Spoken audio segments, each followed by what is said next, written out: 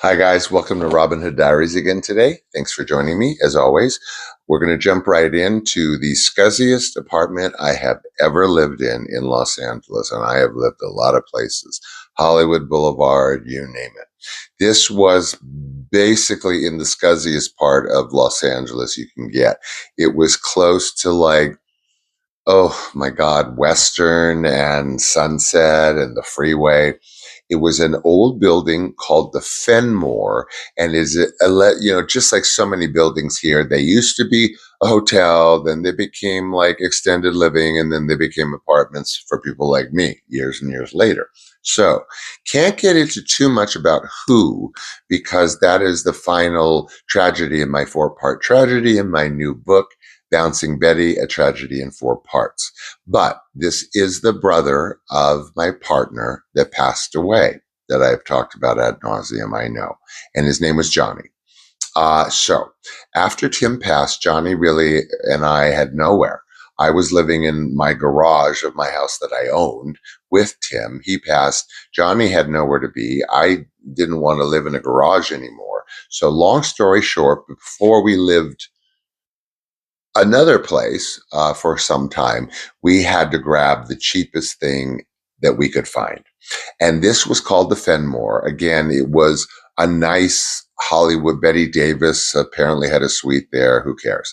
So we go and, but we need a place. So it was $375 a month for a decent sized studio with a kitchen, of course, studio, and then a large walk-in closet in the bathroom. Johnny and I put the bed in the walk-in closet and just gave us enough space for the rest of the apartment. So this is the kind of place, I mean, we painted it purple. We put, velvet paintings up, lamps, and all kinds of crazy stuff. It was a pretty crazy building. Give you an example. First time I went to visit, or as we were moving in or right after, I went into the lobby, and this person, which became a habit, was a elderly transgender woman who liked to walk around the building and the dark lobby with nothing on but a t-shirt, fully naked, and do her laundry and leave her laundry and whatever. But that wasn't I don't want to say the worst part, but that was definitely a part. Now, this building, the Fenmore, run down as it is, my best friend living on the top in another tiny place, was managed by the actor that played the second sheriff in Dukes of Hazzard, the television series. So it wasn't, I don't know the series, but it wasn't the first sheriff, it was the second sheriff. Now, I don't mean any ill intent, but this actor, now elderly or somewhat, is living with his younger African American, just incidentally, boyfriend.